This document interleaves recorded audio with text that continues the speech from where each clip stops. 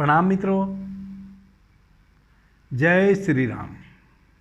कई मित्रों का अनुरोध है कि थोड़ी सी मंत्र विज्ञान पे बात करूं। आज मैं एक ऐसे मंत्र पे बात करूंगा, सिद्धिदात्री मंत्र। जो भी सिद्धि आप करना चाहते हैं वही सिद्ध हो जाएगा। मंत्र का विज्ञान कैसे काम करता है, पहले इस संबंध में जान लेना अनिवार्य है। अगर हम इस विज्ञान को जान लेंगे तो हमारे लिए और भी ज़्यादा सहज हो जाएगा। यह सारा जगत ध्वनि से निर्मित है। जब हम आध्यात्म की आत्यंतिक गहराइयों में उतरते हैं, जहाँ से आगे जाना संभव नहीं होता, यानी कि अंतिम पड़ाव आ गया, तब हम दो चीज़ पाते हैं, ध्वनि और प्रकाश। आत्यंतिक स्थिति में जब हम पहुंचते हैं, ओमकार का नाद झर रहा होता है और उस ओमकार के नाद से प्रकाश झर रहा होता है। जब हम प्रकाश को फील करते हैं तो फिर ध्वनि झर रही होती है प्रकाश से। यह समझ में भी नहीं आता प्रकाश ध्वनि से निर्मित है या ध्वनि प्रकाश से निर्मित है। दोनों को एक साथ हम आत्मसात कर रहे होते हैं, फिर हम उसी ध्वनि में, उसी प्रकाश में विलीन हो जाते हैं। हमारा यह शरीर भी एक प्रकाश पुंज ही है। बाकी यह जो हाड़ मांस का शरीर है, यह तो मिट जाएगा, यह तो 5 तत्वों से निर्मित है। लेकिन इस शरीर के भीतर वह जो परम ब्रह्म है, वह जो प्राण शरीर हमारा है, जिस पे मैंने पीछे चर्चा करी है, कैसे हम अपने प्राण शरीर में प्रवेश करें, कैसे हम अपने सूक्ष्म शरीर में प्रवेश करें। तो जब हम अति गहराई में जाते हैं तो यह शरीर तो खो जाता है, हमें भीतर उसी शरीर का अनुभव होता है जो एक्चुअली है, जो इस शरीर के नष्ट होने के बाद भी रहेगा। कैसे लोगों को भूत नहीं दिखते हैं, एक सफ़ेद ज्योतिर्पुंज सा दिखता है, वही हमारा सूक्ष्म शरीर। पीछे मैंने बहुत बातें की हैं, कैसे आप अपने उस सूक्ष्म शरीर में प्रवेश करें, अपनी इन आँखों से अपने उस सूक्ष्म शरीर को देखें। वो अभी खुली आँखों से, स्वयं की खुली आँखों से अपने ही सूक्ष्म शरीर में प्रवेश करना, बहुत अद्भुत विधि पे मैंने पीछे चर्चा की है। अगर किन्हीं मित्रों को यह जानना है, उस सूत्र से गुजरना है, तो ज़रूर अभ्यास करें, बड़ा आनंद आएगा और आप बड़े ब्रह्मांड के रहस्यों को अपने भीतर उद्घाटित कर लेंगे। भगवान कृष्ण ने अर्जुन को कहा है कि हे अर्जुन, जब तू भीतर चलता चला जाएगा, अंतिम पड़ाव जब तेरा आ जाएगा, तब तू जो अनुभव कर रहा होगा वह अनुभव होगा तेरा ओमकार का नाद। तू देखेगा कि वह ओम की ध्वनि भी मेरे से ही उठ रही है और मैं उस ओम की ध्वनि से निर्मित हो रहा हूँ और ओम की ध्वनि मेरे से निर्मित हो रही है। बड़ा अद्भुत बातें भगवान श्री कृष्ण ने कही हैं। इस पे बल्कि मैं आगे चर्चा करने वाला हूँ, कैसे आप उन क्षणों को स्वयं जिए। और भगवान कृष्ण कौन से शरीर की बात कर रहे थे? कुछ लोग सोचते होंगे कि भगवान कृष्ण का जो शरीर था वह उस शरीर की बात कर रहे हैं। नहीं, भगवान कृष्ण अपने उस सूक्ष्म शरीर की बात कर रहे हैं, जिस सूक्ष्म शरीर पे मैंने चर्चा की है कि आपका भी एक सूक्ष्म शरीर है और उस सूक्ष्म शरीर को आप अपनी खुली आंखों से देख पा सकते हो। भगवान कृष्ण उसी सूक्ष्म शरीर की बात कर रहे थे कि अर्जुन, जब तू अंतिम स्थिति में अल्टीमेट अध्यात्म की अल्टीमेट स्थिति को उपलब्ध होगा, तब तू वहाँ पाएगा ओमकार की ध्वनि उत्पन्न होती हुई और उस ओमकार की ध्वनि में पाएगा कि वह मेरे से उत्पन्न हो रही है और मैं उससे उत्पन्न हो रहा हूँ। तो यह सारा जगत ध्वनि से निर्मित है। देखो, ब्रह्मांड का एक साउंड है, इस पृथ्वी का एक साउंड, ये सारा का सारा जगत ध्वनि से निर्मित है। हम जब किसी भी मंत्र का प्रयोग करते हैं, उससे जो ध्वनि निर्मित होती है वह इस ब्रह्मांड में विसर्जित होती है। देखते नहीं, आप मंदिर जाते हैं तो घंटी बजाते हैं। जब घंटी बजाते हैं तो घंटी से जो साउंड उत्पन्न होता है, जो ध्वनि उत्पन्न होती है, वह ऐसे तरंगायित होते हुए फैलती है। उसकी अपनी एक स्पीड होती है, उस स्पीड से वो फैल रही होती है। अभी जो हमारे वैज्ञानिक मिसाइल बना रहे हैं कि ये ध्वनि की गति से चलने वाली मिसाइल है, यानी कि ध्वनि की एक गति है, वह उस गति से ब्रह्मांड में विसर्जित करती है। जो भी मंत्र का उच्चारण हम करते हैं, मंत्र यानी कि जो मैं बोल रहा हूं उससे एक ध्वनि निर्मित हो रही है और वह ध्वनि इस ब्रह्मांड में विसर्जित हो रही है, फैल रही है, और हम इस ब्रह्मांड के हिस्से हैं। तो एक समय आता है जब हम किसी मंत्र को निरंतरता से, कोई भी मंत्र हो, निरंतर एक मंत्र को उच्चारित करते हैं तो उससे एक चोट, एक घर्षण पैदा होता है। वह जो घर्षण है वह एक ध्वनि पैदा करता है और वह ध्वनि इस ब्रह्मांड में विसर्जित होती है। जब हम किसी मंत्र का प्रयोग करते हैं तो पहले हम मुंह से बोल के करते हैं, ओम ओम ओम ओम ओम, जो भी मंत्र। धीरे धीरे जब हम निरंतर उस मंत्र का उच्चारण करते हैं तो फिर हमें बोलने की जरूरत नहीं होती। उस मंत्र का भाव सिर्फ हम करें तो वह मंत्र भीतर चलना शुरू हो जाता है। और फिर एक समय ऐसा भी आता है जब भाव की भी जरूरत नहीं होती, बस मंत्र निरंतर चल ही रहा है। फिर मंत्र क्या कार्य करता है? मंत्र यानी कि जो भी हमने दोहराया है, जिस मनसा से, जिस भाव से, जिस भाव दशा से हमने उस मंत्र का प्रयोग किया है, ये ब्रह्मांड पूरा हमारी उस भावना को पूरा करने में सहयोग में लग जाता है। ऐसे हमारे उच्चारित किए हुए मंत्र का हमें लाभ मिलता है। मैं एक मंत्र बताऊंगा, आप जिस भावना से भी उस मंत्र का उच्चारण करेंगे, कुछ दिन के अभ्यास से आप उस चीज को अपने आसपास अनुभव करने लगेंगे। जो भी चीज आप इस जगत से चाहते हैं अपने लिए, दुख चाहते हैं, सुख चाहते हैं, आनंद चाहते हैं, जो भी चाहते हैं, जो भी, वह धीरे धीरे आप अपने निकट महसूस करने लगेंगे। निवेदन पूर्वक कहना है, इस अस्तित्व से जो भी आप मांगोगे वह पूरा होगा। अगर आप मेरे बताए हुए मंत्र को नहीं भी उपयोग में लाते हैं तो भी अब तक जो भी आपको मिला है, दुख मिल रहा है तो, सुख मिल रहा है तो, मिल आपकी भावनाओं के कारण ही रहा है।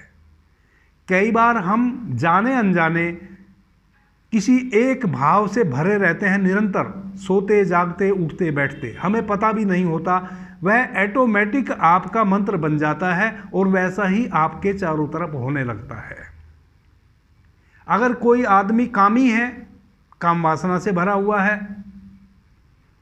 तो वह स्वाभाविक रूप से निरंतर काम वासना के सपने देखता रहता है, काम वासना की भावनाओं से भरा रहता है। किसी भी प्रकार की वासना से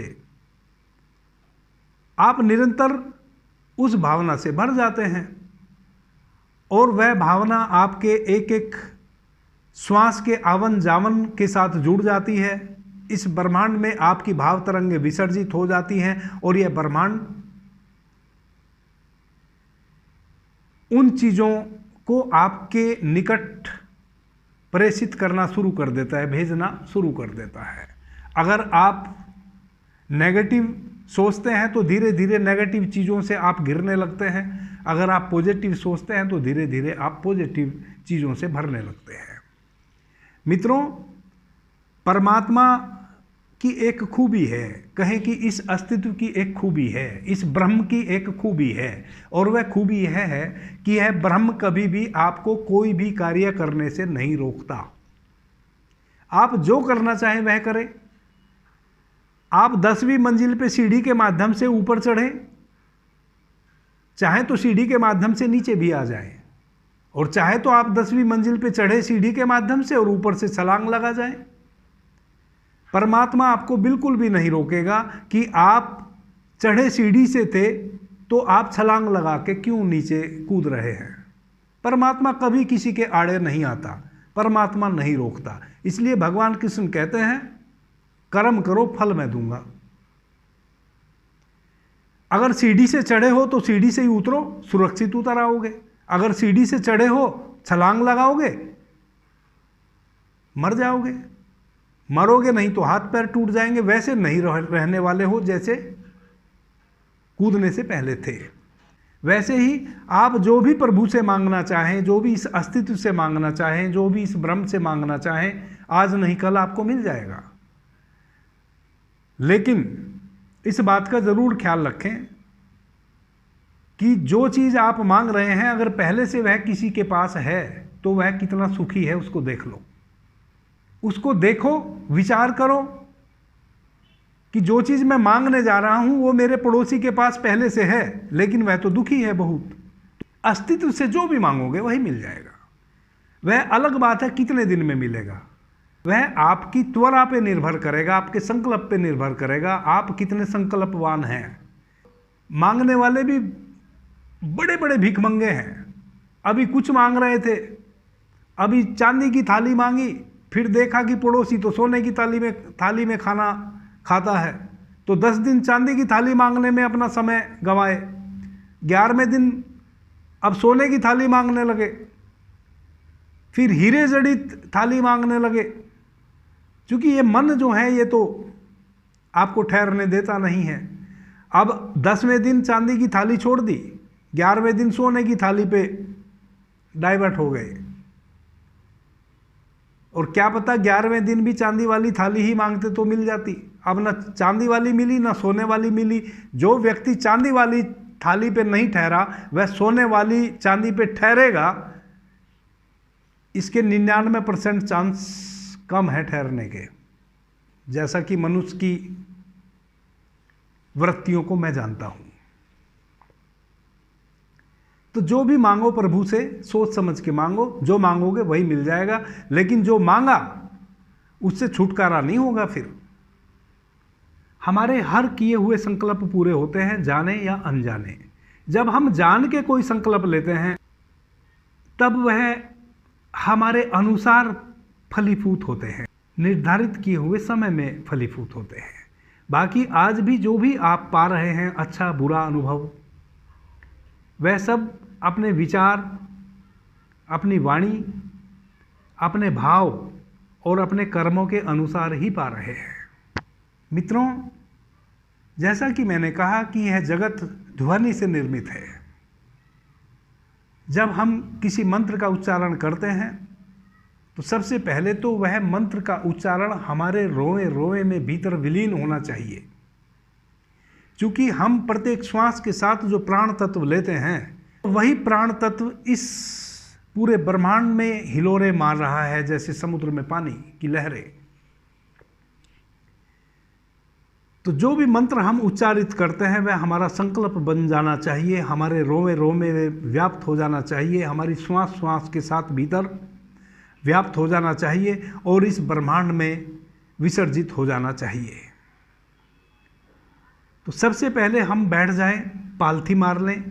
मैंने पीछे कई ध्यान की विधियों पे चर्चा की है, बताया है मैंने कि जब हम पैरों को मोड़ लेते हैं, पालथी मार लेते हैं, तो हमारे पैरों की जो उंगलियां हैं, उनके जो अग्रभाग है, उससे जो बाहर ऊर्जा बहती है वह बाहर ऊर्जा बहनी बंद हो जाती है। फिर हम हाथ पे हाथ रख लेते हैं तो हमारे हाथों के जो ये पोर हैं, इनसे बाहर ऊर्जा जो बहती है वह बहनी बंद हो जाती है। आंख बंद कर लें, आज्ञा चक्र पे अपने ध्यान को ले आएं। 10 श्वास लंबी गहरी ऐसी लेवें कि हमारी नाभि श्वास से भर जाए। इस बात का ख्याल रखें, जितनी धीमी गति से भीतर श्वास लेंगे उतनी ही धीमी गति से श्वास को बाहर भी छोड़ेंगे। तो 10 श्वास हम धीरे धीरे लेवें और धीरे धीरे छोड़ें। मंत्र इस प्रकार है, ओम नारायणे मम कार्ये कुरु कुरु नमः। ओम नारायणे मम कार्ये कुरु कुरु नमः। ओम नारायणे मम कार्ये कुरु कुरु नमः। ओम नारायणे मम कार्ये कुरु कुरु नमः। जब आप भीतर श्वास ले रहे हों, आपकी नासिका को जब श्वास छुए तभी से आप इस मंत्र का उच्चारण, 24 अक्षर का यह मंत्र है, इस मंत्र का उच्चारण करेंगे और जहाँ तक श्वास भीतर जाएगी, जब तक श्वास बाहर की ओर ना लौटने लगे तब तक आप इस पूरे 24 अक्षर के मंत्र को जप लेंगे। उतनी ही देर में फिर आप श्वास को बाहर छोड़ेंगे। 100 टाइम आप इस मंत्र का उच्चारण करें। जब आप इस प्रकार से श्वास लेते हुए इस मंत्र का उच्चारण करेंगे तो यह मंत्र सिद्ध हो जाएगा 100 टाइम में। उसके बाद जब भी आपको इस मंत्र का प्रयोग करना हो, बैठ जाएं, संकल्प लें कि आज मैं फला कार्य को सिद्ध करने के लिए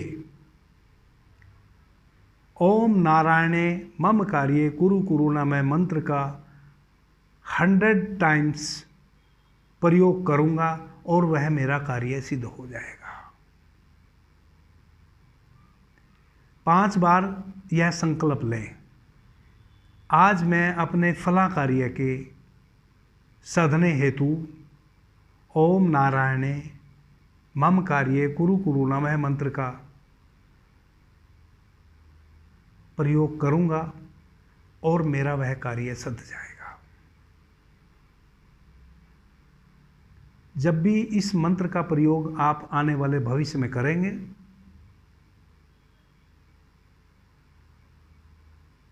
शांत बैठ जाएंगे, कभी भी किसी का बुरा नहीं सोचेंगे, मन शांत रखेंगे, मन में अपवित्र विचार नहीं रखेंगे, सिर्फ और सिर्फ उस कार्य को ही अपने भावना में रखेंगे जिस कार्य को सिद्ध करने हेतु आप इस मंत्र का प्रयोग करेंगे।